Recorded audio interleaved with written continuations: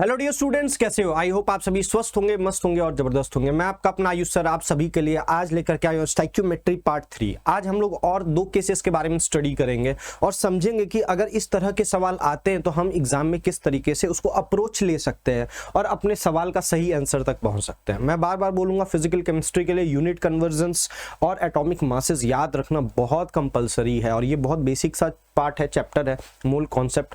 इसके बिना केमिस्ट्री के बारे में आप सोच भी नहीं सकते हैं, खासकर फिजिकल केमिस्ट्री के बारे में आप कतई नहीं सोच सकते, क्योंकि चाहे चैप्टर कोई भी आए, मोल्स की बात आएगी, क्वांटिटी की बात आएगी, और जहां क्वांटिटी की बात आएगी वहां मोल ना आए ऐसा हो नहीं सकता। तो आइए बिना देर किए हम लोग स्टार्ट करते हैं आज के सेशन को, और वो है हमारा स्टोइकियोमेट्री पार्ट 3। स्टोइकियोमेट्री पार्ट 3 में सबसे पहला जो कॉन्सेप्ट हम लोग सीखने जा रहे हैं, कॉन्सेप्ट नंबर 5 में, आप कह सकते हैं केस 5 में, वो है concept of parallel reaction. Concept of parallel reaction. तो यहाँ पर एक सवाल आता है कि सर हम पैरेलल रिएक्शन कैसे समझेंगे? जैसे आपने पिछले लेक्चर में हमें सीक्वेंशियल रिएक्शन को समझाया था, पैरेलल रिएक्शन के बारे में क्या ख्याल है?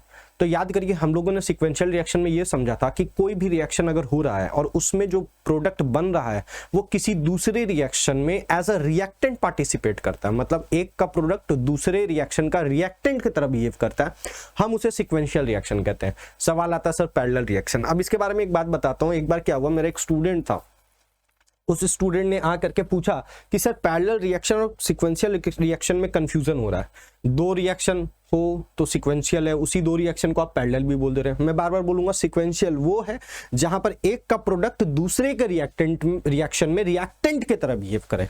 अब पैरेलल रिएक्शन में क्या होता है, एक ही reactant, single reactant participates in 2 और मोर देन 2 डिफरेंट रिएक्शंस। कहने का मतलब, सिंगल रिएक्टेंट का मतलब बहुत बार ये समझ लेते हैं कि ए का बी के साथ रिएक्शन हो और वो सी और डी बना रहा हो, साइमल्टेनियसली वही ए एक साथ दूसरा रिएक्शन भी परफॉर्म कर रहा है, लेट्स सपोज ई के साथ पार्टिसिपेट करके एफ और जी का फॉर्मेशन कर रहा है। तो क्या ये पैरेलल रिएक्शन है? तो मैं बोलूंगा यस, ये भी एक पैरेलल रिएक्शन है। कारण क्या है, यहां पर ए और यहां पर ए दोनों सेम है और दोनों साइमल्टेनियसली पार्टिसिपेट कर रहा है। क्या कर रहा है? साइमल्टेनियसली पार्टिसिपेट कर रहा है। क्लियर है क्या बच्चा? साइमल्टेनियसली पार्टिसिपेट कर रहा है। अब साइमल्टेनियसली अगर ये पार्टिसिपेट कर रहा है डियर, तो एक बात को समझना, यहां पर ये ए के कुछ मोल्स, मान लो आपके पास ए के 10 मोल है, आपके पास ए के 10 मोल है, तो ए का कुछ मोल इस रिएक्शन में पार्टिसिपेट करेगा और ए का कुछ मोल इस रिएक्शन में पार्टिसिपेट करता हुआ नजर आएगा। क्योंकि कारण क्या है, ए साइमल्टेनियसली दोनों रिएक्शन को परफॉर्म कर रहा है, क्योंकि प्रोडक्ट्स जो यहां पर येल्ड हो रहे हैं वो दो डिफरेंट प्रोडक्ट्स येल्ड हो रहे हैं। ये भी एक केस बनता है पैरेलल रिएक्शन का। पैरेलल रिएक्शन का एक और केस बनता है, ध्यान से समझने का प्रयास करिएगा, कि मान लीजिए आपके पास दो रिएक्टेंट है ए प्लस बी, हो सकता है ये दोनों मिलकर के एक प्रोडक्ट सी बना रहे हैं, और ऐसा भी हो सकता है कि ये दोनों रिएक्टेंट मिलकर के एक साथ डी भी बना रहे हैं। मतलब ये और ये आपस में रिएक्ट करके सी का फॉर्मेशन भी कर सकता है और ये आपस में रिएक्ट करके डी का फॉर्मेशन भी कर सकता है। ये भी पैरेलल रिएक्शन है, क्योंकि रिएक्टेंट्स क्या है, सेम है, रिएक्टेंट सेम है, लेकिन प्रोडक्ट अलग अलग येल्ड हो रहा है, तो हम कहेंगे ये रिएक्शन अलग है और ये रिएक्शन अलग है। और हम ये भी कहेंगे कि यहाँ ए और B is participating in a parallel reaction. ठीक है, यहां पर भी ये दोनों रिएक्शन क्या हो रहे हैं, ये दोनों रिएक्शन आपका साइमल्टेनियसली हो रहे हैं। ये दोनों रिएक्शन साइमल्टेनियसली पार्टिसिपेट कर रहे हैं बेटा, साइमल्टेनियसली पार्टिसिपेट कर रहे हैं। ये दोनों रिएक्शन साइमल्टेनियसली पार्टिसिपेट कर रहे हैं। बड़ा इंपॉर्टेंट सा यहां पर पॉइंट निकल करके आता है। क्लियर है? तो यहां पर मान लीजिए एक आपके पास 10 मोल है और बी का भी आपके पास 10 मोल है, या बी ज्यादा भी हो सकता है, कम भी हो सकता है, कोई दिक्कत की बात नहीं है। हो सकता है जो प्रीवियस केसेस हम लोगों ने पढ़े वो इन केसेस में मर्ज हो जाए और एक नया क्वेश्चन का फॉर्मेशन कर दे। तो यहां पर क्या हो सकता है कि इसके जो 10 मोल है, एक बात ध्यान रखिएगा, वो सिर्फ इस रिएक्शन में पार्टिसिपेट नहीं करेंगे, वो दोनों रिएक्शन का मिला करके दे रहा है कि इन दोनों रिएक्शन में 10 मोल ए का 10 मोल बी का पार्टिसिपेट कर और सी और डी दोनों बना रहा है। तो ये भी एक केस बनता है पैरेलल रिएक्शन का। पहले समझिए पैरेलल रिएक्शन होता क्या है। क्लियर? अब आपके पास सवाल आएगा तो आप आइडेंटिफाई कर लेंगे कि whether it is a question of a parallel reaction और it is a question of a sequential reaction. यहां पर आप ध्यान से देखिए, प्रोडक्ट रिएक्टेंट की तरह बिहेव नहीं कर रहा है, रिएक्टेंट ही दो रिएक्शन में रिएक्टेंट की तरह बिहेव कर रहा है। रिएक्टेंट ही दो रिएक्शन में रिएक्टेंट की तरह बिहेव कर रहा है। फिर से बोल रहा हूं, रिएक्टेंट ही रिएक्शन में दो रिएक्शन में रिएक्टेंट की तरह बिहेव कर रहा है। अगर ऐसा कोई कंडीशन बनता वो कंडीशन पैरेलल रिएक्शन का। अगेन सवाल आता है सर सॉल्व कैसे करना। सॉल्व करने का वही टेक्निक है, मैं बार बार बोलता हूं, कोई भी अमाउंट दिया जाए आप उसको पहले मोल में कन्वर्ट कर लेंगे। और यहां पर हम लोग क्या करेंगे भैया, हम लोग एक बार इसका एक्स मोल कंसीडर करेंगे, एक बार इसका वाई मोल कंसीडर करेंगे और बेसिक स्टाइकियोमेट्री लगाएंगे। लगाने के बाद हम लोग सारे का वैल्यूज निकाल लेंगे। सवाल में दो इंफॉर्मेशन कम से कम दिए गए होंगे जिसका यूज करके आप एटलीस्ट दो इक्वेशन का फॉर्मेशन कर सके। जैसे ही दो इक्वेशन फॉर्म होगा आपको साइमल्टेनियसली उन दो लीनियर इक्वेशंस को सॉल्व करना है और एक्स और वाई का वैल्यू निकाल लेना है। जैसे आपको एक्स और वाई का वैल्यू पता चल जाए, आपको पता चल जाएगा कि ए पहले रिएक्शन में कितना पार्टिसिपेट कर रहा है और ए सेकंड रिएक्शन में कितना पार्टिसिपेट कर रहा है। ठीक उसी तरीका से यहां पर आपको दो का वैल्यू मिलेगा, ए और बी दोनों का वैल्यू मिल जाएगा कि ए और बी दोनों फर्स्ट रिएक्शन में कितना पार्टिसिपेट कर रहे हैं और ए और बी दोनों सेकंड रिएक्शन में कितना पार्टिसिपेट कर रहे हैं। जैसे ही आपको इनके रिएक्टेंट के मोल्स के बारे में जानकारी मिल जाता है, आप इजीली प्रिडिक्ट कर सकते हैं कि सी कितना बनेगा या डी कितना बनेगा या एफ कितना बनेगा या जी कितना बनेगा। यहां पर आप प्रेडिक्ट कर सकते हैं कि सी कितना बनेगा और डी कितना बनेगा। ये आसानी से आप प्रेडिक्ट कर सकते हैं by using the concept of unitary method, जो हम लोग रेगुलरली बहुत सारे केसेस में लगाए हैं। एंड आई होप आपको समझ में भी आ गया होगा क्योंकि आपने उससे रिलेटेड डीपीपी भी सॉल्व की होगी। मैं बार बार बोलता हूं, आपको कोई नई किताब लगाने की जरूरत नहीं है। 2019 से लेकर 2025 तक में इतने सवाल जेईई में ने भर भर के पूछे ना कि अगर आप उन सवाल को भी लगा लेंगे और जो आपको मैं डीपीपी दे रहा हूं और जो क्लास में करा रहा हूं, इन क्वेश्चन को भी आप कर लेते हैं और एटलीस्ट 2 टाइम्स कर लेते हैं तो आपके लिए बहुत आसान हो जाता है। क्योंकि आपके पास सिर्फ और सिर्फ 6 महीना ही है। इन 6 महीना में आपको रिवीजन भी करना है, इन 6 महीना में चीजों को थ्योरी को तो रिवाइज करना ही, क्वेश्चंस को भी रिवाइज करना है। तो अगर आप बल्क ऑफ क्वेश्चंस क्रिएट कर लेंगे तो कहीं ना कहीं आपके लिए एक प्रॉब्लम बन सकता है। ठीक है, तो हमको 10,000 मटेरियल नहीं लगाना, हमको एक मटेरियल लगाना है लेकिन 10,000 बार लगाना है। और ऑब्वियस सी बात है 10,000 बार आप नहीं लगा पाएंगे, लेकिन कम से कम 2 टाइम्स तो कोशिश करिए कि एक मटेरियल को लगाए ताकि आपके अंदर कॉन्फिडेंस डेवलप हो जाए। Is it clear? और पीवाईक्यू से बढ़िया कॉन्फिडेंस डेवलप किसी भी स्टूडेंट के अंदर और कोई किताब नहीं कर सकती, क्योंकि समय कम है तो हमको उस समय को मद्देनजर रखते हुए ही काम करना है। Is it clear? चलिए आगे बढ़ते हैं, सवाल में आते हैं। सवाल बनाते हैं तो थोड़ा कॉन्फिडेंस और राइज होगा। क्या बोलता है? Total weight of P4O6 and P4O10 will be produced by the combustion of 31 gram of P4 and 32 gram of oxygen. ठीक, तो यहां पर क्या बोल रहा है, पहले आप ये समझिए ये रिएक्शन क्या बनेगा। बोला P4 प्लस O2 आपस में रिएक्ट करके दो तरह के प्रोडक्ट्स बना रहे हैं। एक प्रोडक्ट बन रहा है P4O6 और यही दोनों जब आपस में रिएक्ट कर रहे हैं तो एक और प्रोडक्ट यील्ड होता है P4O10। क्लियर? अब बहुत जन इसमें गलती क्या करते हैं, बहुत जन गलती क्या करते हैं वो मैं बता देता हूं। P4 प्लस O2 लिखेंगे और बोलेंगे P4O6 भी बन रहा है एंड P4O10 भी बन रहा है। क्लियर? ये यहां पर गलत तरीका है इस रिएक्शन को लिखने का। क्लियर? तो इस तरीके से आप रिएक्शन को नहीं लिखेंगे। बोलेंगे सर इसमें गलती क्या है? गलती ये क्या, दोनों साइमल्टेनियसली पार्टिसिपेट कर रहे हैं तो आप यहां पर कंफ्यूज हो जाएंगे जब आप इसका मोल कॉन्सेप्ट पे यूनिटरी लगाएंगे कि भैया ये और ये आपस में सेम रेट से या सेम स्टाइकियोमेट्रिक अमाउंट से रिएक्ट करके ये और ये नहीं बना रहे। दोनों का जो स्टाइकियोमेट्रिक अमाउंट आपस में रिएक्ट कर रहा है वो अलग तरीके से रिएक्ट कर रहा है, तो हमको इसके लिए दो अलग रिएक्शंस ही लिखने पड़ेंगे। Is it clear? इसीलिए वो वाला लिखने का तरीका क्या हो जाता है, गलत हो जाता है। इज इट क्लियर और नॉट? ठीक, अब यहां पर हम लोग क्या करने वाले बेटा, अब यहां पर क्या करने वाले, सिंपली पहले हम लोग रिएक्शन को बैलेंस करेंगे। यहाँ P4 है, ऑक्सीजन 6 है तो मैं यहाँ क्या लगा दूंगा 3, यहाँ ऑक्सीजन 10 है तो मैं यहाँ पर क्या लगा दूंगा 5। अब according to question, according to अगर मैं क्वेश्चन का बात करूं तो P4 का आपको अमाउंट दे दिया है, तो मैंने आपको क्या बोला बार बार कि सबसे पहले मोल्स निकाल लो भैया। मोल्स कितना निकलेगा 31/31 into 4, क्योंकि एटॉमिक मास ऑफ फास्फोरस 31 है। आंसर क्या आ जाएगा 1/4 मोल। बोलो यहाँ तक कोई दिक्कत की बात है क्या? नहीं। अब मोल्स ऑफ O2 निकालेंगे तो ये आपको 32 ग्राम दिया है and molecular weight of O2 भी आपका क्या है 32 ग्राम। ये और ये कैंसिल हो जाएगा, आंसर क्या आ जाएगा 1 मोल आ जाएगा। क्लियर? अब सवाल है क्या ये 1 मोल और इसका 1/4 मोल दोनों एक साथ एक ही रिएक्शन में पार्टिसिपेट कर रहे हैं क्या? तो मेरा जवाब होगा नहीं। आप बोलेंगे, बहुत जन के मन में ये भी कंफ्यूजन होगा मैं 31 into 4 क्यों लिखा हूं, क्योंकि आपके पास जो केमिकल स्पीसीज है वो P4 है, वो P4 है और अमाउंट भी किसका दिया हुआ P4 का, इसलिए आप उसका मॉलिक्यूलर वेट लेंगे ना कि एटॉमिक मास। क्लियर है बच्चा? अब यहां पर हम लोग को क्या देखने को मिल रहा है बेटा, अब यहां पर हम लोग को क्या देखने को मिल रहा है, क्या मैं बोल सकता हूं कि इसका 1 मोल इसका 3 मोल के साथ रिएक्ट करके इसका 1 मोल बना रहा है, इसका 1 मोल बना रहा है, बोलो यस और नो। इसका भी 1 मोल इसका 5 मोल के साथ रिएक्ट करके इसका 1 मोल बना रहा है, बोलो क्लियर है क्या बेटा, क्लियर है।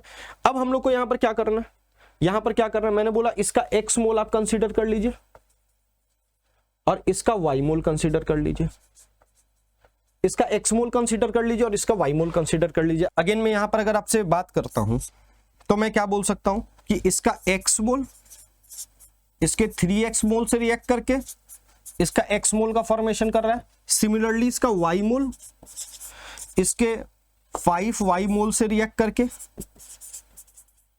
इसका y मोल का फॉर्मेशन कर रहा है। बोलो यहां तक कोई दिक्कत की बात है क्या, यहां तक कोई दिक्कत की बात है क्या बेटा, नहीं, यहां तक कोई दिक्कत की बात हमको नजर नहीं आ रही है। अब सवाल में हमको क्या दिया हुआ है, फास्फोरस का तो टोटल मोल कितना है 1/4 मोल ही है और ऑक्सीजन का टोटल मोल कितना है y मोल। तो क्या मैं फास्फोरस का इन दोनों अमाउंट्स को x मोल और y मोल को मिला करके क्या मैं एक इक्वेशन बना सकता हूं क्या, x प्लस y मोल बराबर 1/4 मोल बना सकता हूं क्या। तो यहां से अगर मैं 4 को मल्टीप्लाई कर दूं तो 4x प्लस 4y बराबर 1 मोल, एक इक्वेशन आपका ये बन गया, एक इक्वेशन ये बन गया। सिमिलरली दूसरा इक्वेशन मैं ऑक्सीजन की मदद से बनाऊंगा, मैंने बोला था क्वेश्चन में ऐसा दिया गया होगा कि आप 2 इक्वेशन आसानी से बना सकते हो।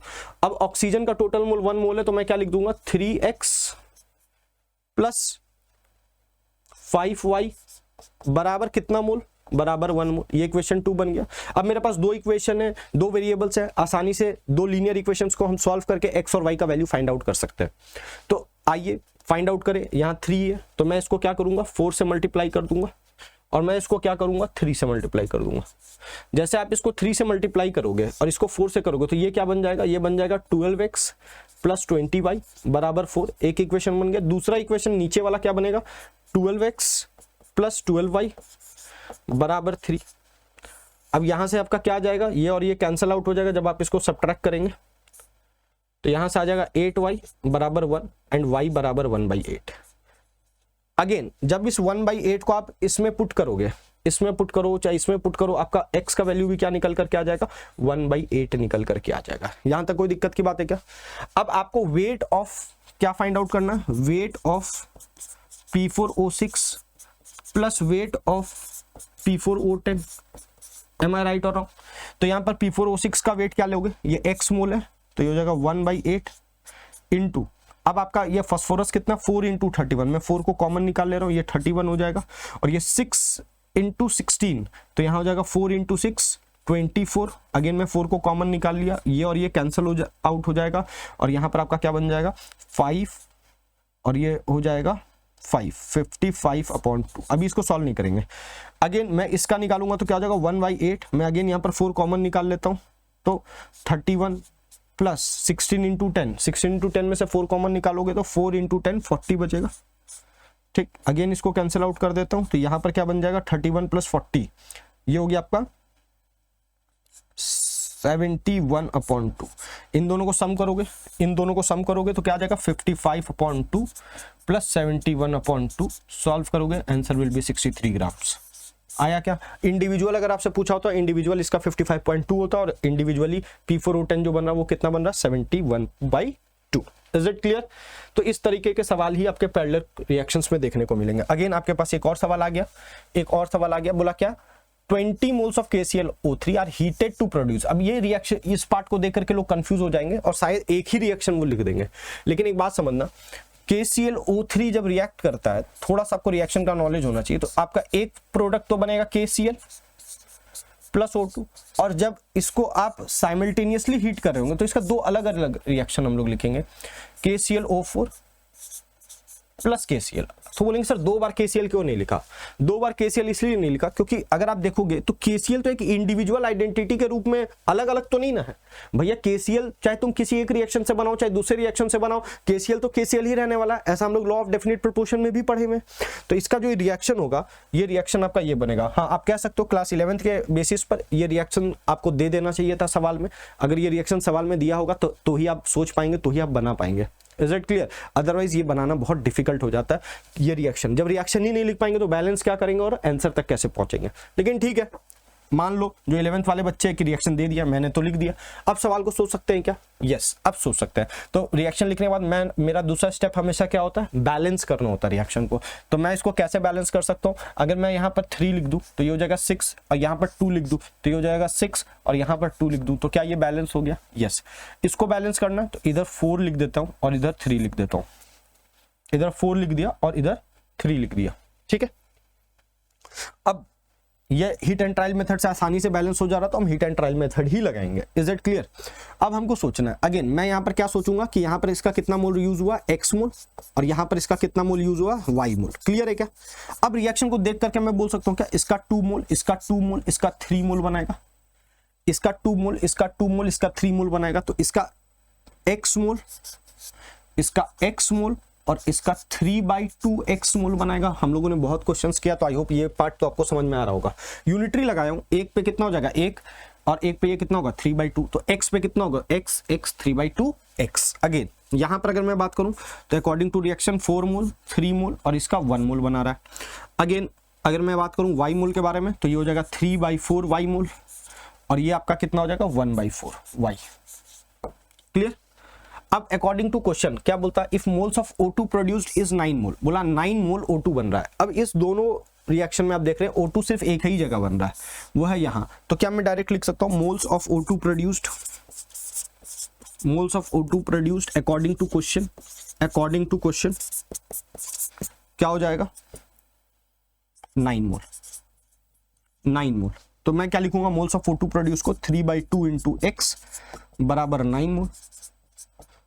तो ये और ये 3 टाइम्स में कट जाएगा, x बराबर क्या आ जाएगा 6 मोल। मतलब x की वैल्यू क्या आ गई है 6 आ गई है। अब मुझे y का वैल्यू फाइंड आउट करना, y का वैल्यू फाइंड आउट करना बड़े आसानी से फाइंड आउट कर सकता हूँ। y बराबर क्या हो जाएगा, टोटल मोल्स कितने थे, टोटल मोल्स कितने थे 20, तो मैं लिख सकता था x प्लस वाई बराबर 20। अब x का वैल्यू अगर मैं 6 लिख दूंगा तो y का वैल्यू क्या निकल करके आ जाएगा 14 मोल्स। और आपसे सवाल में क्या पूछा, find out the moles of KClO4। तो मोल्स ऑफ KClO4 आपका क्या निकल करके आ जाएगा बेटा 3/4 इंटू वाई, वाई के जगह पे क्या लिख देंगे 14, ये और ये कट गया 7 और ये हो गया 2, आंसर क्या आ जाएगा 10.5 मोल्स। 10.5 मोल्स आया क्या समझ में? देखो मैं बहुत साफ सुथरा इसलिए बना रहा हूँ क्योंकि जो स्टूडेंट बोर्ड्स के लिए देख रहे हैं या बहुत सारे बच्चे होंगे जो स्कूल्स में पढ़ रहे हैं, उनको भी एक अप्रोच पता चल सके कि सब्जेक्टिव पेपर में हमें किस तरीका से लिखना है। सब्जेक्टिव पेपर में जब आप बहुत अच्छे से लिखेंगे तो आपको समझ में आएगा। बस मैंने जो यहाँ x और y लिखा, आप वहां पर लिखेंगे let us assume the moles of KClO3 participated in first reaction is x mole and the moles of KClO3 participated in the second reaction is y मोल। ये बस एक लाइन लिखना है, ऐसे हम लोग एरो के फॉर्म में नहीं लिखेंगे, बाकी सब कुछ सही है, ठीक है। अब क्वेश्चन चाहे जेईई मेंस का हो, एडवांस का हो, चाहे बोर्ड्स का हो, चाहे नीट का हो, चाहे CUET का हो, कंसेप्ट नहीं बदलने वाला है बेटा। कंसेप्ट 11th 12th पे बेस्ड है, तो यही सारे कॉन्सेप्ट रहेंगे। क्वेश्चंस का लेवल थोड़ा बढ़ जाता है, तो मैं स्टार्ट सिंपल लेवल से करता हूं, लास्ट में थोड़ा सा अच्छा क्वेश्चंस आपको पिक करके जरूर दिखलाता हूं कि अच्छे क्वेश्चंस को किस तरीके से सोचना है। Is it clear? आगे बढ़ते हैं नेक्स्ट सवाल, आगे बढ़ते हैं नेक्स्ट सवाल, ठीक है। नेक्स्ट सवाल क्या बोल रहा है, 12 gram of carbon reacts with 20 gram of O2, 20 gram of O2, ठीक है, O3 नहीं होगा O2 होगा, produce both CO and CO2, find the mass of CO and CO2 produced. देखो इस तरह के सवाल को कैसे बनाएंगे, बोला कार्बन और ऑक्सीजन दोनों रिएक्ट करा है, ठीक उसी तरीके से जैसे P4 और O2 रिएक्ट करके P4O6 और P4O10 बना रहा था, ठीक उसी तरीके से कार्बन और ऑक्सीजन आपस में रिएक्ट करके एक प्रोडक्ट CO यील्ड कर सकता है और एक प्रोडक्ट CO2 यील्ड कर सकता है।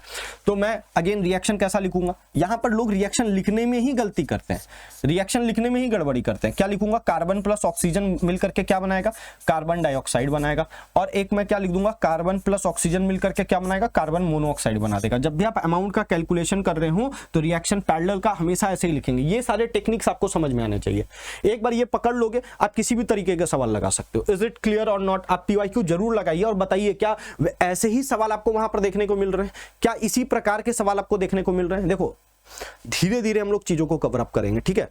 PYQs में हो सकता है कि कंसंट्रेशन टर्म्स भी इन्वॉल्व कर दे और नॉर्मलिटी वगैरह भी इन्वॉल्व करते, वहां से आप मोल्स निकाल के फिर सॉल्व करने के लिए बोला जाए। तो आपको पहले बेसिक चीजें सीखते हुए चलना है। जब हम लोग कंसंट्रेशन टर्म वगैरह सब पढ़ लेंगे, अभी आपको सिर्फ मेरे DPPs बनाने बस, और कुछ नहीं।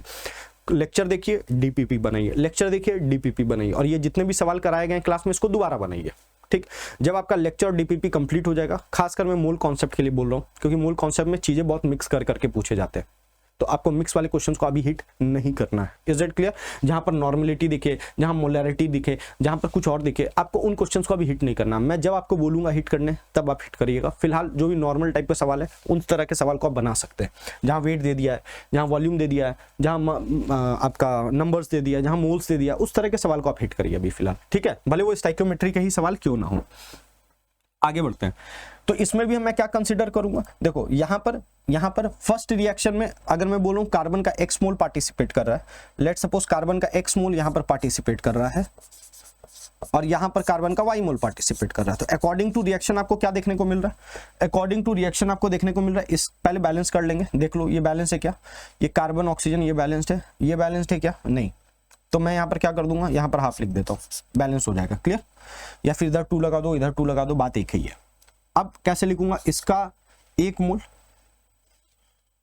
इसका 1 मोल, इसके 1 मोल से रिएक्ट करके इसका 1 मोल बना रहा है, तो इसका x मोल, इसके x मोल से रिएक्ट करके इसका x मोल बनाएगा, क्लियर है क्या? अगेन मैं बोल रहा हूँ यहाँ कार्बन y मोल पार्टिसिपेट कर रहा है, तो इसका y मोल इसके 1/2 मतलब y/2 मोल्स के साथ रिएक्ट करके इसका कितना बनाएगा, y मोल्स बनाएगा, क्लियर। अगर मैं x और y का वैल्यू फाइंड आउट कर लूं तो मोल्स में मुझे वैल्यू पता चल जाएगा, इसके मॉलिक्यूलर वेट से मल्टीप्लाई कर दूंगा, हमें वेट के बारे में जानकारी हो जाएगी। तो आइए बात करते हैं, हमको मोल्स ऑफ कार्बन कितना दिया हुआ है अकॉर्डिंग टू क्वेश्चन, 12 ग्राम दिया हुआ है, अपॉन 12 कर देंगे, आंसर क्या आ जाएगा 1 मोल। टोटल मोल्स ऑफ कार्बन 1 मोल दिया हुआ है, टोटल मोल्स ऑफ O2 कितना दिया हुआ है 20 ग्राम्स, इसको मैं क्या चीज से मल्टीप्लाई करूँ, डिवाइड दूंगा 32 से, ये भी ग्राम होगा, ये भी ग्राम होगा, ये भी ग्राम होगा, ये भी ग्राम होगा, आंसर क्या आ जाएगा आपका 5/8। इतने मोल्स O2 के हमको दिए गए हैं। अब क्या मैं रिएक्शन को देख करके दो इक्वेशन का फॉर्मेशन कर सकता हूं क्या? एक टोटल मोल्स ऑफ कार्बन, तो total moles of carbon in participating both the reaction क्या हो जाएगा x प्लस y, और टोटल मोल्स ऑफ कार्बन जो हम रिएक्शन में यूज कर रहे हैं वो कितना है 1, तो मैं इसको 1 के साथ इक्वेट कर दूंगा, ये मेरा इक्वेशन 1 बन गया।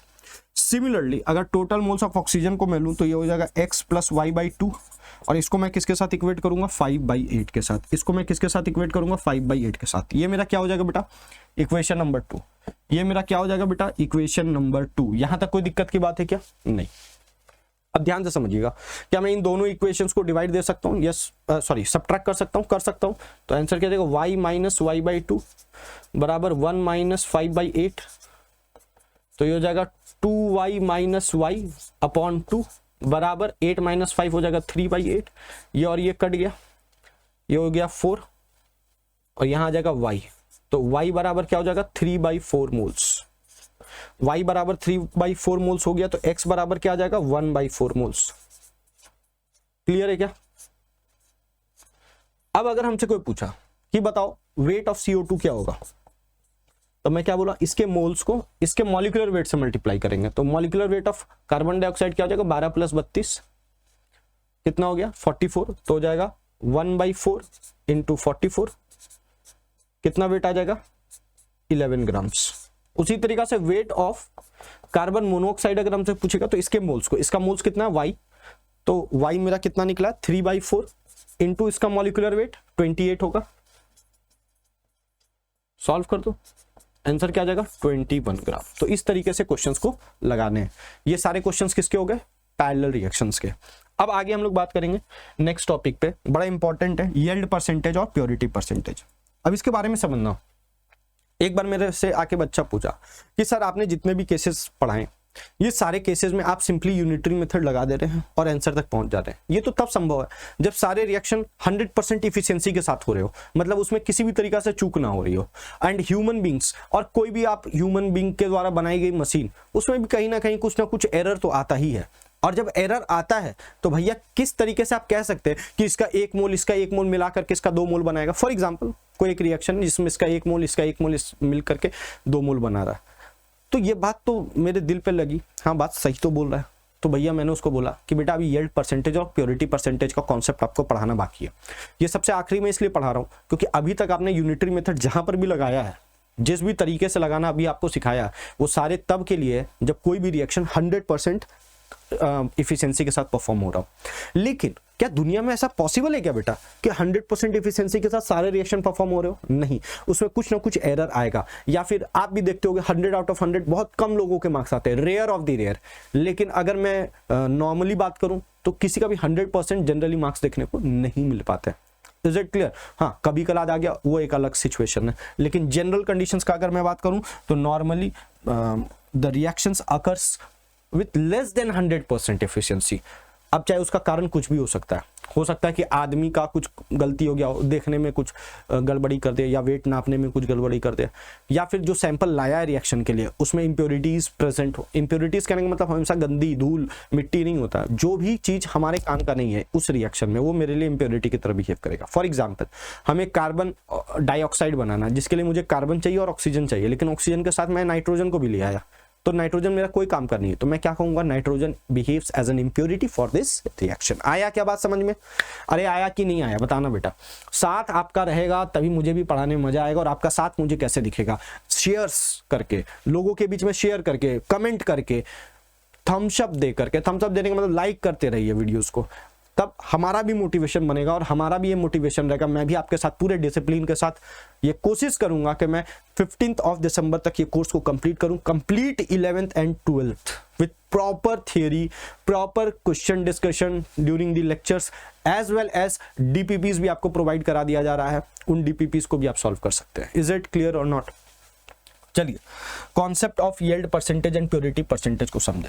तो बोलता है कि हो सकता है कि कहीं प्योरिटी आ जाए, या फिर कहीं पर ह्यूमन बीइंग या जो भी पर्सन उसको करवा रहे हैं उसके गलती के कारण उसका 100% ना हो रहा, तो वो होता है यील्ड परसेंटेज। अब इन दोनों का मकसद क्या है भैया? अब एक बात समझना, मान लो कोई एक रिएक्शन हो रहा है, A + B will form 2C। आपको मैंने बोला इसके 4 मोल दे दिए आपको, और इसके भी 4 मोल दे दिए, तो मैं बोला C कितना बनेगा? आप बोले सर इसके 1 मोल, इसका 1 मोल से इसका 2 मोल बनेगा, तो इसके 4 मोल से इसका 8 मोल का फॉर्मेशन होगा। मैं बोला सही है, अभी तक जितना आपने सीखा उसके अकॉर्डिंग तो सही है। लेकिन मान लीजिए मैं बोला इसका सिर्फ जो रिएक्शन है वो 50% ही हो रहा है। मैं बोला कि इसकी इफिशियंसी जो है रिएक्शन की वो कितनी है? 50% इफिशियंसी से ही हो रहा है। अब बताओ कितना बनेगा? तो आपने बोला सर 1 मोल 2 मोल बना रहा है, इसका 4 मोल, इसका 4 मोल, इसका 8 मोल बनाना चाहिए था। ये क्या था? बनाना चाहिए था। ये कब बनाएगा? जब इफिशियंसी बोलो चाहे उसका यील्ड परसेंटेज बोलो, बात एक ही। यील्ड परसेंटेज का मतलब कितना एक्चुअली में रिएक्ट करके प्रोडक्ट का फॉर्मेशन कर रहा है, उसे हम यील्ड परसेंटेज कहते हैं। लेकिन इसकी यील्ड परसेंटेज 50% है, तो ये तो जो मैंने निकाला ये क्या हो गया? एक तरीका से थ्योरेटिकल अमाउंट हो गया। ये मेरा क्या हो गया? थ्योरेटिकल अमाउंट हो गया। क्लियर? लेकिन एक्चुअल अमाउंट क्या होगा सर? अगर हमसे कोई पूछेगा तो मैं बोलूंगा सर एक्चुअल अमाउंट जो होगा ना इसका वो 50% होगा। जितना उसको बनना चाहिए था उसका 50% ही बनेगा। तो आप क्या करोगे? 50/100 इंटू 8 कर दोगे, आंसर आ जाएगा 4 मोल्स। आंसर आ जाएगा 4 मोल्स। बोलो आया क्या समझ में? आया क्या बात समझ में? तो ये जो 50% है ना, यही इसी को हम लोग क्या कहते हैं केमिस्ट्री की भाषा में? इफिशियंसी ऑफ रिएक्शन को ही हम क्या कहते हैं? Yield percentage. इसी को हम क्या कहते हैं? Yield percentage. क्लियर? तो हमको तो किससे मतलब है? क्या जो मैं पेपर में 8 मोल निकाल लिया क्या वो सही है? नहीं, हमको तो उससे मतलब है जो रियलिटी में निकल करके आ रहा है। जब हमारा पेपर में सॉल्व किया गया आंसर एक्सपेरिमेंट के साथ मैच करेगा तब तो हम सही है, तब तो हमारा कॉन्सेप्ट सही है। तो मेरे कॉन्सेप्ट को जब यील्ड परसेंटेज का एक एज मिला तो मैंने सही बात बताया कि भैया आपका 4 ही मोल बन रहा होगा रिएक्शन का। आप रिएक्शन परफॉर्म करा लो किसी भी अमाउंट में, तो अगर आपने 4 मोल लिया है तो आंसर आपका 4 मोल आएगा। तब मेरा थ्योरेटिकल आंसर एक्सपेरिमेंटल से मैच हो जाएगा। तो कुल मिलाकर के ये दोनों थ्योरी को पढ़ने का मेन कारण क्या है? To have a clear cut idea about what is the actual formation of the product is happened, कितना एक्चुअल अमाउंट ऑफ प्रोडक्ट बना है, यही पता करने का मेन मकसद है। तो इसको पढ़ने का एम क्या है? टू डिटरमाइन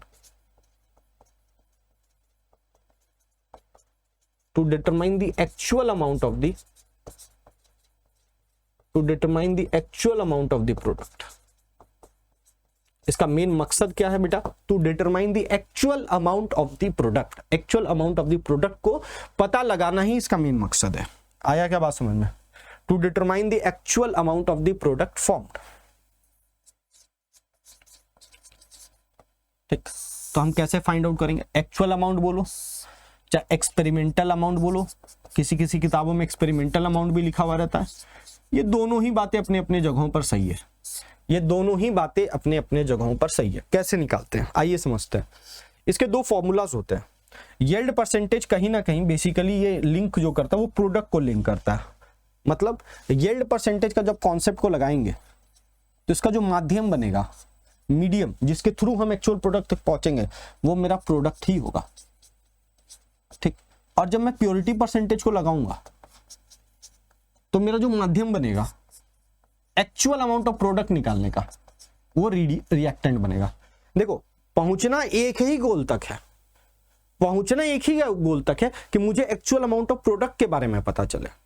माध्यम अलग अलग है। इसमें माध्यम कौन बन गया, रिएक्टेंट, और इसमें माध्यम कौन बन गया, प्रोडक्ट।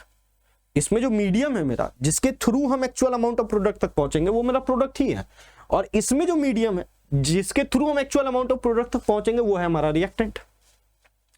तो आइए इसको समझे, आइए इसको बारीकी से समझे। तो यील्ड परसेंटेज कैसे निकालेंगे? तो यील्ड परसेंटेज का एक फॉर्मूला होता है, क्या? मैं ए लिख रहा हूं एक्चुअल अमाउंट को, ए मतलब एक्चुअल अमाउंट, और टीए जो लिख रहा हूं इसका मतलब है थ्योरेटिकल अमाउंट इनटू 100। ये मेरा फॉर्मूला बन गया, ये मेरा फॉर्मूला बन गया। अब यहां ए क्या है? ए मेरा एक्चुअल अमाउंट है। ए मेरा क्या है? ए मेरा एक्चुअल अमाउंट है। और टीए मेरा क्या है? ये मेरा थ्योरेटिकल अमाउंट है। ये मेरा थ्योरेटिकल अमाउंट है। मेरी बात क्लियर हो रही है क्या? बोलना एक बार यस और नो। ए मेरा एक्चुअल अमाउंट है और टीए मेरा क्या हो गया? थ्योरेटिकल अमाउंट हो गया। क्लियर? अब अगर मेरे से कोई पूछे थ्योरेटिकल अमाउंट कैसे निकालते हैं, तो ये कैसे निकाले थे आप बेसिकली। और यूनिटरी मेथड का एक खास बात है, इस खास बात को आप जरूर पकड़ के चलिए। खास बात क्या, ध्यान से समझ लीजिए। अगर आप एक्चुअल अमाउंट के ऊपर में एक्चुअल अमाउंट ऑफ रिएक्टेंट लिए हैं और इस पे आप क्या लगा दे, यूनिटरी, तो जो प्रोडक्ट का अमाउंट निकल करके आएगा वो भी एक्चुअल अमाउंट ऑफ प्रोडक्ट निकल करके आएगा। वहीं पर अगर आपने थ्योरेटिकल अमाउंट पे यूनिटरी लगा दिया,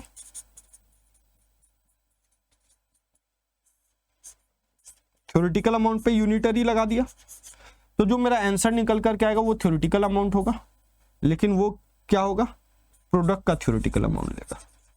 तो आपने जो ये 4 मोल पे यूनिटरी लगाया, ये क्या था? ये थ्योरेटिकल अमाउंट था, ये थ्योरेटिकल अमाउंट था। तो जो आंसर आया वो भी क्या आया? Theoretical amount of the product आया। क्लियर?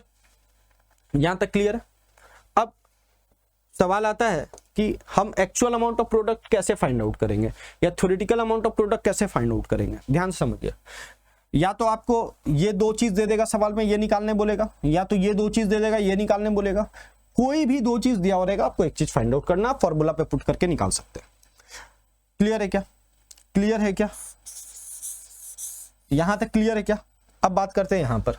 सर प्योरिटी परसेंटेज अगर सवाल में दिया, यील्ड परसेंटेज नहीं दिया, लेकिन एम तो है actual amount of reactant product निकालने का, तो कैसे निकालेंगे? तो प्योरिटी परसेंटेज का माध्यम कौन है? रिएक्टेंट। तो प्योरिटी परसेंटेज का फॉर्मूला क्या हो जाएगा? Actual amount of reactant upon theoretical amount of reactant upon theoretical amount of reactant into क्या कर देंगे? 100। इनटू क्या कर देंगे बेटा? 100 कर देंगे। बोलो यहां तक आया क्या बात समझ में? यहां तक आया क्या बात समझ में? Purity percentage actual amount of reactant upon theoretical amount of reactant into 100। अब अगर मैं यहां से आपसे बात करूं कि बताओ ये ए क्या है, तो आप बोलोगे सर ये एक्चुअल अमाउंट है, लेकिन यहां पर किसके लिए? रिएक्टेंट के लिए। ये टीए क्या है, तो आप बोलोगे सर ये थ्योरेटिकल अमाउंट है, ये थ्योरेटिकल अमाउंट है। क्लियर? क्लियर? अगर हमें कोई भी दो चीज पता चल जाए तो मेरा काम हो जाएगा, और ये दो चीज आपको सवाल में देगा, आप निश्चिंत रहिए। ये दो चीज आपको देगा, या ये दो चीज निकालने का तरीका आपको सवाल में देगा। इतना डेटा दिया जाएगा कि आप कोई भी दो चीज को फाइंड आउट कर ले। तभी आप फाइंड आउट कर सकते हैं एक्चुअल अमाउंट ऑफ प्रोडक्ट। अब बोलेंगे सर यहाँ तो actual amount of product directly निकल गया, लेकिन यहाँ पर आपको एक्चुअल अमाउंट ऑफ प्रोडक्ट नहीं मिल रहा, आपको एक्चुअल अमाउंट ऑफ रिएक्टेंट मिल रहा है। और आपने कहा है कि इसका मकसद क्या है, एक्चुअल अमाउंट ऑफ प्रोडक्ट का पता लगाना। तो कैसे पता करेंगे, तो यहाँ से अगर आपको एक्चुअल अमाउंट ऑफ प्रोडक्ट मिल गया, सॉरी रिएक्टेंट मिल गया, आप उस पर क्या लगा दोगे, आप उस पर क्या लगा दोगे, यूनिटरी मेथड। मतलब जहां आपने 4 मोल लिया था वहां पर आप क्या लोगे, 2 मोल लोगे, मतलब 50% प्योरिटी है। तो जहां आपने पिछले क्वेश्चन में 4 मोल लिया था वहां पर 2 मोल लेंगे। अगर 50% प्योरिटी है तो हम उस, मेरे को जब एक्चुअल अमाउंट ऑफ रिएक्टेंट मिला उस पर यूनिटरी लगाऊंगा तो मुझे क्या मिल जाएगा, एक्चुअल अमाउंट ऑफ प्रोडक्ट। तो मैं दोनों तरीके से कहां पर पहुंच सकता हूं, एक्चुअल अमाउंट ऑफ प्रोडक्ट पे पहुंच सकता हूं। अब कुछ नोट पॉइंट्स हैं जिसको मैं ज्ञान की बात भी बोलता हूं, जीकेबी। भैया ये जीकेबी यहां पर क्या याद रखना है, मैं एकदम इंग्लिश में लिख दे रहा हूं। अगर सवाल में प्रोडक्ट का अमाउंट दिया हो, प्रोडक्ट का अमाउंट दिया हुआ हो तो वो हमेशा एक्चुअल अमाउंट होगा। एक्चुअल अमाउंट ऑफ प्रोडक्ट हम लेंगे, उसको क्या लेंगे, एक्चुअल अमाउंट ऑफ प्रोडक्ट मानेंगे। क्लियर है क्या, क्लियर है क्या, पहला ज्ञान की बात। दूसरा ज्ञान की बात यहां पर क्या निकल कर क्या रहा है कि सर अगर सवाल में रिएक्टेंट का अमाउंट दिया हो तो, रिएक्टेंट का अमाउंट दिया हो तो हम उसे क्या मानेंगे, थ्योरेटिकल।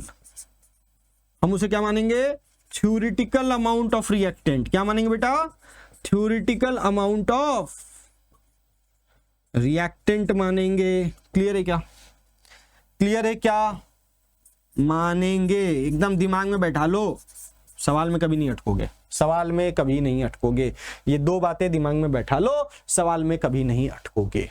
अगर आपको थ्योरेटिकल अमाउंट ऑफ प्रोडक्ट पता है, आप डायरेक्ट इसको मल्टीप्लाई करके डिवाइडेड बाय 100 कर सकते हैं। मान लो 75% बोल रहा है और आपने 8 मोल निकाला, जैसे इस क्वेश्चन का ही बात बता रहा हूं मैं, फॉर्मूला नहीं लगाऊंगा, डायरेक्ट क्या कर दूंगा, 50% ऑफ दिस 8 मोल, 50/100 × 8।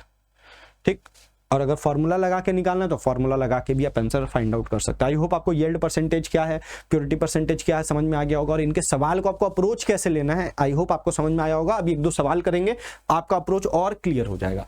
अब होता क्या ना कि जितने भी अभी तक हम लोग पिछले 5 केसेस पढ़े हैं उसमें इन सारे कॉन्सेप्ट को लगा के सवाल में तड़का लगा दिया जाता है, थोड़ा सा मजेदार बना दिया जाता है, सवाल को सोचने लायक बना दिया जाता है।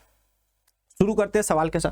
पहला सवाल है आपके सामने, क्या बोल रहा है कि व्हेन अ सैंपल, जैसे ये वर्ड सैंपल उम्पल नजर आए ना तो एक बात समझ लेना कि भैया वहां पर कंसेप्ट प्योरिटी परसेंटेज का लगने वाला है। देखो आगे दे भी देगा, a sample of calcium carbonate is 80% pure. ठीक, बोला 25 gram of this sample is treated with access of HCl। क्या बोला भैया, क्या बोला है कहानी में, बोला कैल्शियम कार्बोनेट है और HCl आपके पास एक्सेस पड़ा हुआ है, मतलब यही मेरा LR है, यही मेरा LR है।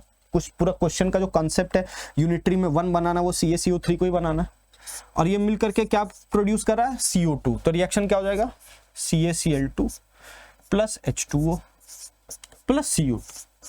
अब इसको कर लो बैलेंस, इसको कर लो कैल्शियम एक, कैल्शियम एक, कार्बन एक, कार्बन एक, ऑक्सीजन 3, ऑक्सीजन 3, क्लोरीन 2, हाइड्रोजन 2। तो मैं यहाँ क्या लिख दूंगा, तो रिएक्शन हो गया बैलेंस। अब क्या बोला है, 25 gram of this sample is taken. तो भैया अगर मुझे इसका मोल्स निकालना है तो हमको वेट ऑफ CaCO3 चाहिए, वेट ऑफ CaCO3 चाहिए, वो भी कैसा चाहिए, एक्चुअल चाहिए। क्यों एक्चुअल चाहिए, क्योंकि यहां पर प्योरिटी परसेंटेज दिया हुआ है, यहां प्योरिटी परसेंटेज दिया हुआ, मैं 25 ग्राम को लेकर के सॉल्व नहीं कर सकता हूं। सॉल्व कर दूंगा तो जो मेरा निकलेगा वो क्या निकलेगा, अगर 25 ग्राम को ले लिया तो ये मेरा क्या हो गया, theoretical amount of the reactant, reactant का वेट दिया हुआ है, तो जब यूनिटरी लगाऊंगा तो ये थ्योरेटिकल देगा। तो मुझे थ्योरेटिकल अमाउंट ऑफ प्रोडक्ट तो पता है, लेकिन ना मुझे यील्ड परसेंटेज पता है, ना मुझे एक्चुअल अमाउंट। तो 3 चीजों से मिला हुआ फॉर्मूला जो है उसमें एक ही चीज पता हो तो मैं 2 चीजों को कैसे फाइंड आउट कर सकता हूं, नहीं कर सकता। तो यहां पर किसका कॉन्सेप्ट लगेगा, यहां कॉन्सेप्ट प्योरिटी परसेंटेज का लगेगा। तो हम पहले एक्चुअल अमाउंट निकालेंगे, फिर उस एक्चुअल अमाउंट पे यूनिटरी लगा के एक्चुअल अमाउंट ऑफ CO2 निकालेंगे। क्या बोलो, आया क्या बात समझ में, अरे आया कि नहीं आया, क्लियर है कि नहीं, ठीक है। तो अब बात करते हैं प्योरिटी परसेंटेज का। तो 25 ग्राम आपको सैंपल का वेट दिया, तो वेट ऑफ सैंपल कितना है? वेट ऑफ सैंपल कितना? 25 ग्राम। बोला 80% प्योर है, 80% प्योर है। तो मुझसे कोई पूछेगा एक्चुअल वेट ऑफ रिएक्टेंट क्या होगा, तो मैं बोलूंगा 25 का 80%, या फॉर्मूला पुट कर लो वही आएगा, क्योंकि ये तो आपको थ्योरेटिकल अमाउंट पता चल ही गया, प्योरिटी परसेंटेज पता है, पुट करके निकाल लो एक्चुअल अमाउंट। 25 का 80% कितना आएगा? 20 ग्राम्स। मतलब एक्चुअली में CaCO3 आपके पास कितना है? 20 ग्राम। तो मोल्स ऑफ CaCO3 कैसे निकालोगे, वो भी एक्चुअल वाला। तो 20 अपॉन इट्स का मॉलिक्यूलर वेट, ये कितना होता है? 100 ग्राम। सॉल्व कर दो, 1/5 मोल आ जाएगा, 1/5 मोल आ जाएगा। एंड अकॉर्डिंग टू क्वेश्चन इसका 1 मोल इसका 2 मोल से रिएक्ट करके इसका 1 मोल बना रहा है, इसका 1 मोल बना रहा है, और इसका 1 मोल बना रहा है। मुझे सिर्फ CO2 से मतलब है, तो मैं इतना सब पे यूनिटरी नहीं लगाऊंगा, डायरेक्ट क्या कर दूंगा, इसका 1/5 मोल से इसका कितना बनेगा? 1/5 मोल CO2 यहां पर क्या हो रहा? प्रोड्यूस हो रहा है। क्लियर? आपसे मोल ऑफ CO2 नहीं पूछा, आपसे क्या पूछा? Volume of CO2। तो आपको मोल पता है ना, और टेम्परेचर और प्रेशर क्या दिया हुआ है? प्रेशर 1 atm और टेम्परेचर 273 केल्विन। तो या तो आप यहां पर PV = nRT लगा लो, या फिर आपको पता है 1 atm और 273 केल्विन पर जो वॉल्यूम ऑफ द गैस होता है वो क्या होता है? 22.4 लीटर्स होता है। तो 1 मोल में 22.4 लीटर्स ऑफ कार्बन डाइऑक्साइड होगा, तो 1/5 मोल में 22.4 upon 5 litres of carbon dioxide होगा। बोलो आया क्या समझ में? इसको सॉल्व कर लीजिएगा, 4.48 लीटर्स ऑफ CO2 आएगा। क्लियर है क्या? अगर आपको लेक्चर स्लो लग रहा है, थोड़ा सा स्पीड बढ़ा सकते हैं, यूट्यूब ये सुविधा आपको प्रोवाइड कर सकता है। आप 1.25 पे देखें, लेकिन पूरा लेक्चर्स देखें, पूरा लेक्चर्स को कॉपी पे नोट डाउन करें, तभी इस लेक्चर का कोई फायदा होगा, तभी हमारा जो मेहनत है ये आपके लिए फ्रूटफुल होगा और आप अपने एग्जाम में अच्छा मार्क्स ला पाएंगे। तो इन छोटी छोटी बातों को ध्यान में रखना है। क्लियर है क्या? चलिए आगे बढ़ते हैं। Cyclohexanol is dehydrated to cyclohexene on heating with concentrated H2SO4। मतलब concentrated H2SO4 है, ये मेरा क्या है? ये मेरा साइक्लोहेक्सेनॉल है। इसमें से पानी निकाल दिया, ये डिहाइड्रेटिंग एजेंट है, ये क्या बना दे रहा है? साइक्लोहेक्सेन। क्लियर? अब बोला क्या है, इसका जो यील्ड ऑफ दिस रिएक्शन है वो कितना है? 75% है अकॉर्डिंग टू द क्वेश्चन। कैसे सॉल्व करेंगे?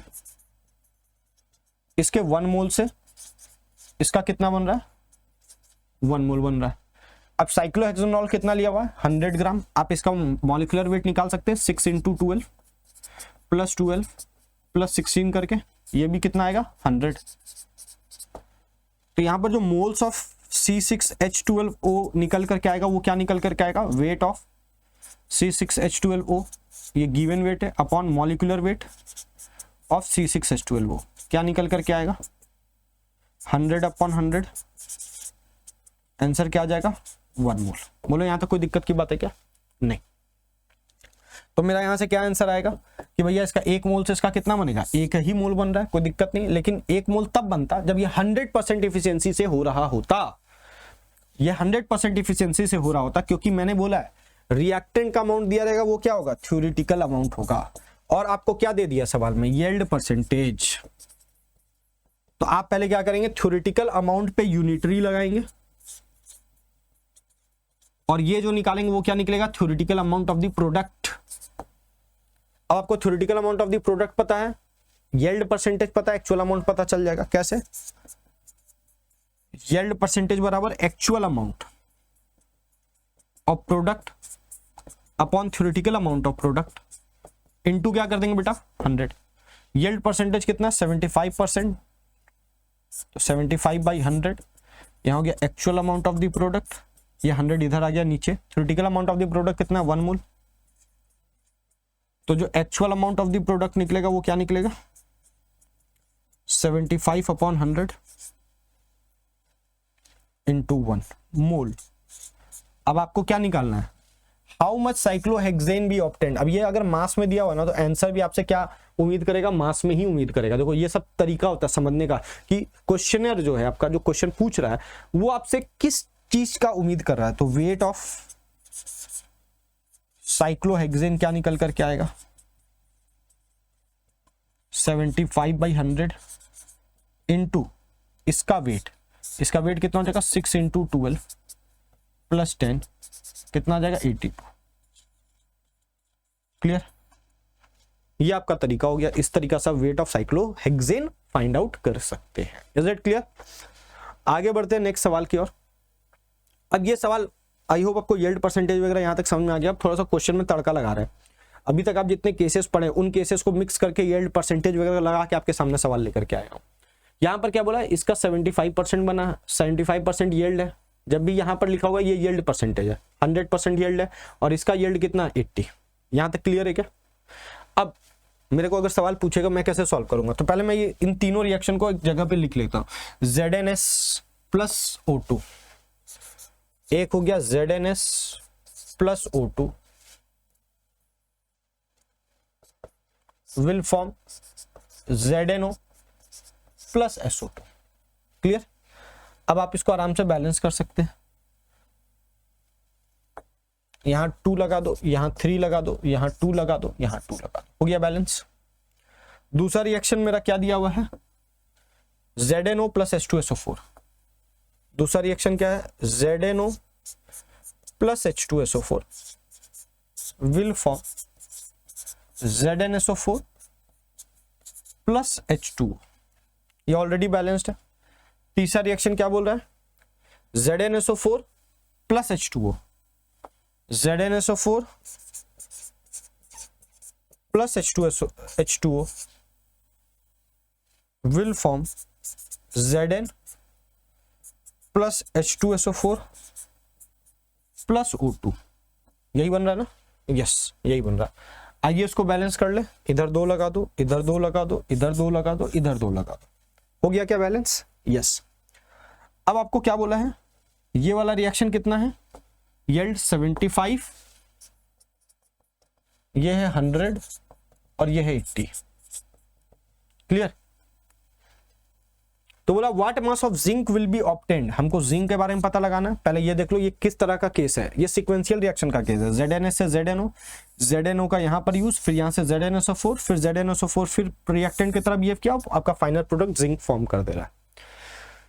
Obtained from a sample of a ore containing 291 kg of ZnS, 291 kg of ZnS। तो यहां से हम क्या निकाल सकते हैं, मोल्स ऑफ ZnS। कैसे निकालोगे, मोल्स ऑफ ZnS कैसे निकालोगे, तो 291 × 10⁻³ ये हो गया ग्राम में, डिवाइडेड बाय इसका मॉलिक्यूलर वेट कितना हो जाएगा, 65 + 32 कितना हो जाएगा, 97। क्या हो जाएगा, 97। सॉल्व कर लीजिए, यहां से मोल्स निकल करके आ जाएगा। ये आपका 3 टाइम्स में कैंसिल आउट हो जाएगा और ये आ जाएगा 3000 मोल्स। अब मेरे एक बात समझना, ये जो मोल्स निकला ये किस तरह का अमाउंट होगा, थ्योरेटिकल अमाउंट होगा। कारण क्या है, ZnS आपका क्या है, रिएक्टेंट है, और रिएक्टेंट का अमाउंट हमेशा थ्योरेटिकल होता है। क्लियर है? अब अकॉर्डिंग टू रिएक्शन बनना क्या चाहिए था, इसके 2 मोल से इसका 2 मोल बन रहा है, इसके 2 मोल से इसका 2 मोल बन रहा है, तो इसके 3000 मोल से इसका कितना बनेगा, 3000 मोल बनना चाहिए था। अगर ये थ्योरेटिकल है, ये भी प्रोडक्ट का क्या होगा, थ्योरेटिकल। और यील्ड परसेंटेज लगा दो इस पे, 75/100। ये जो आपको देगा ये आपको एक्चुअल दे देगा। कितना दे देगा, 75 × 30। This is the actual amount of ZnO form. क्योंकि ये जो एक्चुअल अमाउंट बना है ना बेटा, यही दूसरे रिएक्शन में पार्टिसिपेट करेगा। अगेन इसके 1 मोल से इसका कितना बन रहा है, इसके 1 मोल से इसका कितना बन रहा है, 1 मोल। तो अब ये रिएक्शन तो 100% है, लिख दिया है 100% है, तब तो कोई दिक्कत ही नहीं है। तो इसके 75 × 30 मोल से इसका कितना बन रहा होगा, इसका 75 × 30 मोल्स बन रहा होगा। बोलो यहां तक कोई दिक्कत की बात है क्या? ये ZnSO4 है जो फॉर्म हो रहा है। अब अगर हमसे कोई पूछेगा कि जिंक कितना बन रहा है, तो अगेन ये 2 मोल से इसका 2 मोल बन रहा है थ्योरेटिकली, तो 75 इंटू 30 मोल से कितना बन रहा होगा, 75 इंटू 30 मोल्स। अब जो कि ये 100% नहीं है, तो ये मेरा क्या हो जाएगा, यही मेरा थ्योरेटिकल अमाउंट होगा, और ये थ्योरेटिकल है तो ये भी theoretical amount of the product हो गया। तो अगर हमें एक्चुअल निकालना तो यील्ड परसेंटेज से मल्टीप्लाई कर देंगे, तो 75 इंटू 30 का 80% कितना होगा, 80/100, ये आपका मोल्स निकला, और ये आपका क्या है, actual amount of zinc formed. Solve कर लीजिएगा, सॉल्व कर लीजिएगा और आंसर कमेंट में लिखिएगा, ठीक है, सॉल्व करके आंसर निकालिएगा, ठीक है। तो यहां से आपका मास ऑफ जिंक निकालना है, तो मोल्स निकल गया है, मोल्स कितना निकला है, 75 इंटू 24, तो इसका वेट क्या आ जाएगा, weight of zinc obtained 75 into 24 into zinc का weight that is 65 gram, use कर लीजिएगा, आंसर आ जाएगा। अब आपसे यहां एक और सवाल पूछा, calculate the volume of O2 produced, calculate the volume of O2 produced, O2 कितना प्रोड्यूस हुआ है, O2 कितना प्रोड्यूस हुआ है। तो आप देखो इसके 2 मोल से इसका कितना बन रहा है, इसके 2 मोल से इसका 1 मोल बन रहा है, तो इसके 1 मोल से इसका कितना बनेगा, आधा मोल। तो इसका 75 इंटू 30 से कितना बनेगा, 75/30/2 मोल्स। अगेन ये मेरा क्या है, थ्योरेटिकल, थ्योरेटिकल। अगर मुझे इसका एक्चुअल निकालना तो क्या करना पड़ेगा, इसका 80% निकालना पड़ेगा, तो 75 इंटू 30/2 इंटू 80%। आया क्या, आया कि नहीं, ये और ये कट गया, ये 4 हो गया, तो moles of CO2, moles of O2 कितना बना, 75 इंटू 12 मोल्स। आपको क्या निकालने बोला है, volume at 1 atm and 273 kelvin. 1 atm 273 kelvin पे 1 मोल गैस का वॉल्यूम कितना होता है, 22.4। तो यहां से वॉल्यूम ऑफ O2 क्या आ जाएगा, 75 into 12 into 22.4 litres, into 22.4 litres. इसका भी कैलकुलेशन आप करिएगा घर पे, ठीक है, तभी थोड़ा सा इंटरेक्शन बढ़ पाएगा कि हाँ आप भी कुछ मेहनत कर रहे हैं। जब भी सवाल बनाएं पहले पॉज करिएगा, खुद से सॉल्व करिएगा, नहीं बनेगा तब आप सवाल को देखिएगा। मैं बार बार ये इंस्ट्रक्शन दे रहा हूं ताकि आप सिंसियरली मेहनत करें। आप सिंसियरली मेहनत करेंगे तभी आप चीजों को सीख पाएंगे। Is it clear? चलिए नेक्स्ट सवाल देखते हैं। नेक्स्ट सवाल थोड़ा अलग टाइप का, क्या बोलता है, calculate the percent loss in weight. आपको क्या निकालना, percent loss in weight after the complete decomposition of 1 mole pure sample of potassium chlorate. ये पोटासियम क्लोरेट का आपके पास रिएक्शन दिया हुआ है, इसको आपको क्या करना पड़ेगा, थोड़ा सा बैलेंस करना पड़ेगा। क्या करना पड़ेगा, फिर से मैं रिएक्शन लिख लेता हूं, क्या दिक्कत है। KClO3 solid decomposes into KCl solid plus O2 gas. Clear? यहां पर मैं 2 लगा दूं, यहां भी 2 लगा दूंगा, यहां 3 लगाना पड़ेगा। क्लियर? अब अगेन अकॉर्डिंग टू रिएक्शन इसका 2 मोल से इसका 2 मोल बन रहा है और इसका 3 मोल बन रहा है, ठीक। तो इसके 1 मोल से इसका 1 मोल बनेगा और इसका 3/2 मोल्स बनेगा। बोलो यहां तक कोई दिक्कत है क्या? बोला what is the percentage loss in weight. तो जो भी लॉस होगा वेट में वो किसके कारण होगा, वो इसके कारण होगा, क्योंकि ये ऑक्सीजन उड़ जाएगा, ये ऑक्सीजन उड़ जाएगा। अब ये एक सिंगल रिएक्टेंट का रिएक्शन है, तो आई होप आपको समझ में आ रहा होगा। ये रिएक्शन कंप्लीट होगा, यहाँ LR उलर है नहीं तो बचेगा कुछ नहीं। तो मैं यहाँ लिख सकता हूँ mass of reactant should be is equals to the mass of product होना चाहिए था, लेकिन जो कि कंटेनर ओपन है तो ऑब्वियसली लॉस हो जाएगा। जो भी गैसियस कंपोनेंट होते हैं किसी भी रिएक्शन में वो उड़ जाते हैं। तो जब भी लॉस इन वेट पूछे तो आप देखिएगा उस रिएक्शन में कौन कौन से ऐसे कंपोनेंट है जो गैसियस स्टेट में है, तो उसका लॉस इन वेट बराबर क्या हो जाएगा, लॉस इन वेट बराबर क्या हो जाएगा, weight of gases in the reaction. तो इस रिएक्शन में क्या हो जाएगा, वेट ऑफ O2। तो लॉस इन वेट क्या हो गया, 3/2 इंटू 32 कितना आ गया, 16। ये हो गया 48 ग्राम्स। इतने का लॉस हुआ था आपके पास कितना, तो 1 मोल ऑफ KClO3 था। तो इनिशियल वेट क्या हो जाएगा, 1 मोल ऑफ KClO3 के बराबर होगा, मतलब ये हो गया आपका 39, ये हो गया 35.5 प्लस 48। इन सबको ऐड करोगे 122.5% ग्राम आएगा। क्लियर? अब आपको परसेंटेज निकालना है, लॉस इन वेट परसेंटेज क्या आएगा, लॉस इन वेट कितना का हुआ है 48 डिवाइडेड बाय क्या हो जाएगा 122.5 और इनटू क्या हो जाएगा 100। तो इस तरीके से आप लॉस इन वेट निकाल सकते हैं। सवाल ऐसा भी हो सकता है, कोई और रिएक्शन भी आ सकता है। आपको मेन कंसेप्ट जो यहाँ सीखना था वो क्या सीखना था, लॉस इन वेट का मतलब क्या है, लॉस इन वेट का मतलब क्या है। बहुत बार हो सकता है पूछ ले what is the percentage of residue left. Residue में कौन लेफ्ट होगा, जो भी सॉलिड स्टेट में है, जो पीपीटी का फॉर्म करा वो रेसिड्यू के फॉर्म में वहां पर रह जाता है। तो अगर रेसिड्यू पूछता तो मैं किसका वेट लेता, वेट ऑफ केसीआर यहां पर लेता। Is it clear. इस तरह के भी सवाल देखने को मिल सकते हैं बेटा। आइए अगले क्वेश्चन पे चले। ये क्वेश्चन मैं सोच रहा हूं आपको होमवर्क दे दूं, ये क्वेश्चन आपके लिए होमवर्क है। Clear, this is your homework task. आप इसको जरूर बनाइएगा, थोड़ा सा अच्छा सवाल जरूर दिख रहा है, बनाइएगा। इसका सॉल्यूशन जो है मैं इसी पीडीएफ में लिख करके आपको प्रोवाइड करा दूंगा हमारे टेलीग्राम चैनल पर, उसको जरूर ज्वाइन कर ले। यहाँ तक पहुंचे जरूर चैनल को लाइक करिए, अपने दोस्तों के बीच में शेयर करिए। आपका एक छोटा सा शेयर, आपका एक छोटा सा सब्सक्राइब करना हमारे मोटिवेशन को बढ़ा देता है, ताकि हम आपके लिए और मेहनत करें और अच्छे अच्छे कंटेंट आपके लिए लेकर के आए और कोशिश करें कि आपको हम तैयार कर सके फ्री ऑफ कॉस्ट। जो बच्चे 1 रुपया भी देने के सक्षम नहीं है वो इस कंटेंट को देखिए। ये बेस्ट कोशिश तो है, हमारा बेस्ट है, ठीक है।